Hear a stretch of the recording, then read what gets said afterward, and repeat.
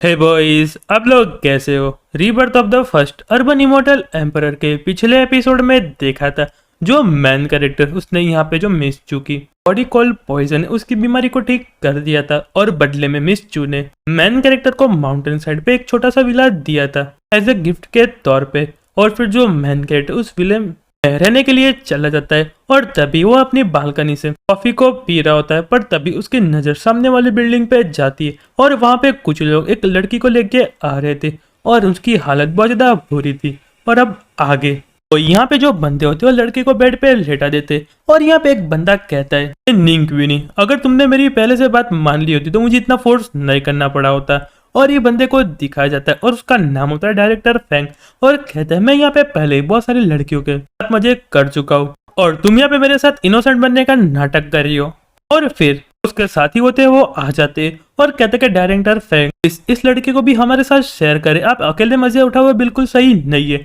और दूसरा बंदा होता है वो कहता है कि हाँ डायरेक्टर फैंग यहाँ पे सही कह रहा है। पर यहाँ पे जो डायरेक्टर फैन होते हैं वो हंसने लगते हैं और कहते कि चलो ठीक है अभी दूसरे टाइम पे। और वो सुनने के बाद वो जो बंदा वहां से जाने लगता है। पर यहाँ पे जो डायरेक्टर फैन होते हैं वो कहते कि तुमने यहाँ पे कैमरे को अच्छी जगह से लगाया ना, क्योंकि यहाँ पे जो शॉट एकदम बढ़िया आना चाहिए और फिर बाद में वो हमारी सारी बातें मानने लगेगी। तो वो सुनने के बाद जो बंदा होता है वो रिप्लाई देते हुए कहता है कि हाँ डायरेक्टर फैन मैंने ये सब कर लिया है। और यहाँ पे दूसरा बंदा कर्टन को बंद करने के लिए जा रहा होता है, पर तभी मैन कैट उसको देख लेता है और जो बंदा होता है वो कहता है कि डायरेक्टर फैंग यहाँ पे सामने के साइड पे कोई बंदा खड़ा है और उसने हमको देख लिया। तो वो सुनने के बाद जो डायरेक्टर फैन होते हैं वो कहते हैं क्या, और फिर उस बंदे से कहते जाओ फटाफट उसको यहाँ पे पकड़ के लाओ और उसको कहो अगर वो अपना मुंह बंद रखेगा तो उसके लिए हम इसको बहुत बढ़िया पैसे देंगे। और फिर कहते कि नहीं रुको उसको यहाँ पे मार दो, मैं तुमको रिवॉर्ड के लिए $1 मिलियन दूंगा। तो वो सुनने के बाद जो बंदा होता है वो कहता कि यस डायरेक्टर फैंग।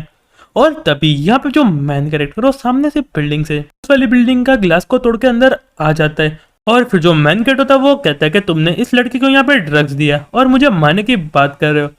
तुम सच में यहाँ पे एकदम बल्कि सेमलेस हो। और क्या तुझे लगता है कि तुमने जो अभी बोला वो मैंने यहाँ पे सुना नहीं, ऐसा लग रहा है कि जो तुम्हारा कर्म है वो तुम्हारे पास आ रहा है। और यहाँ पे जो डायरेक्टर फैन होता है वो कहता है तुम यहाँ पे राह किसके देख रहे हो, जाओ फटाफट उसको पकड़ो, तुमको इससे डरने की जरूरत नहीं है, इसने यहाँ पे वायर का यूज किया होगा और अगर हम इसको यहाँ पे मार देंगे तो यहाँ पे किसी को भी पता नहीं चलेगा कि आज रात को क्या हुआ। और फिर यहाँ पे दूसरा बंदा होता है वो अपना नाइफ निकाल लेता है और कहता है कि बच्चे ये सब कुछ जो तुम्हारे साथ हो रहा है तुम अपने आप को ब्लेम करना, तुम हमारे बीच में आ चुके हो और अब तुम्हारा कुछ भी नहीं हो सकता। और दूसरा बंदा कहता है कि तुमको अब मरना पड़ेगा। और फिर जो मेन कैरेक्टर वो ग्लास का टुकड़ा है उस पे यहाँ पे खिंच के किक मारता है और यहाँ पे जो ग्लास का टुकड़ा होता है वो तीनों को यहाँ पे लग जाता है और डायरेक्टर फैंग के आसपास जितने भी लोग हैं यहाँ पे मारे जाते हैं। और वो देखने के बाद जो डायरेक्टर फैंग है काफी ज्यादा डर जाते हैं। और फिर मैन कैरेक्टर डायरेक्टर फैंग के पास आते हुए कहता है ऐसा लग रहा है कि सारी चीजों के पीछे तुम यहाँ पे हो। और यहाँ पे डायरेक्टर फैंग चिल्ला रहे होते हैं और कहते कि प्लीज तुम जो मत मानना, अगर तुमने ऐसा किया तो मेरे पास यहाँ पे बहुत सारे बड़े बड़े कनेक्शन है और तुम यहाँ पे आसानी से नहीं बच पाओगे। पर जो मैन कैरेक्टर डायरेक्टर फैन को खींच कर लगा देता है और फिर जो डायरेक्टर फैन है उसका यहाँ पे काम तमाम हो जाता है। और फिर जो मैन कैरेक्टर आसपास देखने लगता है और अपने मन में सोचता है अब मैं इस जगह को क्लीन कैसे करूं, मेरे आसपास यहाँ पे बहुत सारी बॉडी पड़ी है और अगर मैं इसको क्लीन नहीं करूंगा तो मैं यहाँ पे प्रॉब्लम में आ जाऊंगा। और तभी यहाँ पे जो लड़की होती है वो उठ जाती है और कहती है कि मुझे यहाँ पे अंदर से क्या हो रहा है और मुझे इतनी ज्यादा गर्मी क्यों लग रही है। और फिर मैन गेट की तरफ देखते हुए कहती है कि तुम यहाँ पे कौन हो और तुम यहाँ पे रूम में क्या कर रहे हो। और फिर गुस्सा करते हुए कहती कि बादशाह तुमने यहाँ पे मुझे ड्रंक किया था और तुम ही मेरे रूम में लेके आए हो, मैं तुमको बिल्कुल भी नहीं छोड़ूंगी, मैं फटाफट से यहाँ पे पुलिस को कॉल करती हूँ। पर उतने में जो मैन कैरेक्टर उसके सर के पीछे मारता है और कहता है कि तुमको और थोड़ा सोने की जरूरत है और वो लड़की यहाँ पे अनकॉन्शियस हो जाती है। और फिर मैन कैट अपने मन में सोचने लगता है ऐसा लगता है कि इसको यहाँ पे कुछ मिसअंडरस्टैंडिंग हो चुकी है, पर मैं उसको यहाँ पे बाद में एक्सप्लेन कर दूंगा, मुझे फटाफट से यहाँ पे जितनी भी डेड बॉडीज को यहाँ पे क्लीन करना पड़ेगा। और फिर जो मैन कैट होता है वो कहता है कि चलो मैं यहाँ पे इन्वॉल्व हो चुका हूँ तो मुझे ये सब क्लीन करना पड़ेगा। और फिर मैन कैट अपना फोन निकलता है और कहता है हे क्वीन मैं यहाँ पे थोड़ी परेशानी में फंस गया हूँ, मुझे यहाँ पे तुम्हारी मदद की जरूरत है। तो वो सुनने के बाद जो बंदा होता है वो कहता है मास्टर है मैं अभी आ रहा हूँ। और फिर जो मैन कैट है उसको यहाँ पे एड्रेस बता देता है और फिर थोड़ी देर बाद यहाँ पे जो क्वीन हूँ वो आ जाता है और कहता है कि मास्टर ये ये सारी चीजें मेरे पे छोड़ दो, मैं उसको यहाँ पे क्लीन कर दूंगा। और उसके जो साथी होते वो यहाँ पे जो डेड बॉडी उसको लेकर के जा रहे होते, और तभी यहाँ पे जो लड़की वो वापस से उठ जाती है और कहती है आउच, अभी भी मेरा जो सर है बहुत ज्यादा दुख रहा है, यहाँ पे क्या चल रहा है। तो वो सुनने के बाद जो मैन कैरेक्टर था वो कहता है कि तुमको यहाँ पे किसी ने ड्रग दे दिया था, पर मैंने तुम्हारी जान बचा दी है, पर यहाँ पे जो तुम्हारा हेडेक है और ड्रग का यहाँ पे साइड इफेक्ट है और यहाँ पे जल्दी ठीक हो जाएगा। पर यहाँ पे लड़की होती है वो कहती क्या तुमने मुझे बचाया, तुम तो यहाँ पे मुझे फॉलो करके आए हो और तुम यहाँ पे मेरे साथ कुछ करना चाहते थे। और मैन कैरेक्टर पर चिल्लाने लगती है, पर मैन कैरेक्टर उतना सुनने के बाद वहां से जाने लगता है और कहता है तुम इसके बारे में कुछ भी सोचो, मुझे यहाँ पे कोई फर्क नहीं पड़ता।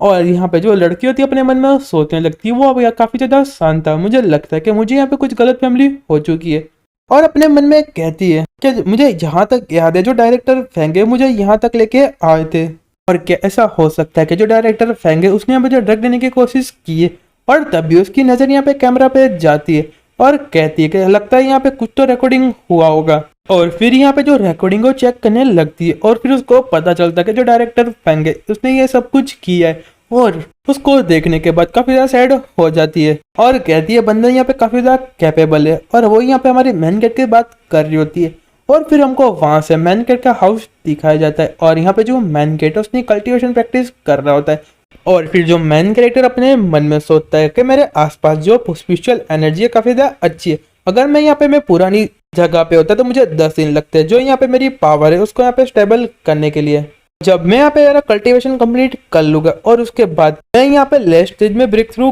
कर लूंगा और मैं भी मेरी आसानी से जो फॉर्मेशन उसको भी बना लूंगा। और जो मैन कैरेक्टर यही सब सोच रहा होता है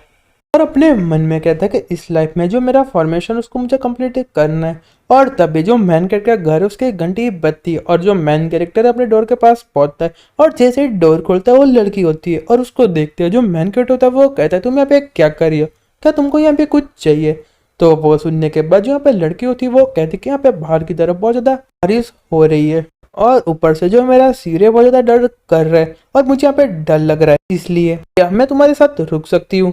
पर मैन क्या उठाता है वो कहता है पर अभी तो तुम ऐसा सोच रही थी कि मैं तुम्हारे साथ कुछ करना चाहता हूँ तो तुमको यहाँ पे डर नहीं लगेगा। तो वो सुनने के बाद जो यहाँ पे लड़की होती थोड़ी शर्माते हुए कहती मैंने यहाँ पे रिकॉर्डिंग देखी और तुमने यहाँ पे इसमें कुछ भी नहीं किया, और वैसे भी मेरे यहाँ पे कल फोटोशूट है इसलिए मैं कल सुबह बहुत जल्दी निकल जाऊंगी। तो वो सुनने के बाद जो मैन गेट है उसको यहाँ पे अंदर आने देता है और यहाँ पे जो लड़की होती है वो कहती है कि थैंक यू, तुम यहाँ पे सच में काफी ज्यादा अच्छा बंदे हो। और फिर यहाँ पे जो लड़की होती है वो कहती है तुम यहाँ पे सच में नंबर 1 विलायत चू फैमिली का उसमें रहने के लिए आए हो, पर मुझे जहां तक याद है जो यहाँ पे चू फैमिली वो कभी भी अपना जो विला उसको यहाँ पे सेल नहीं करती,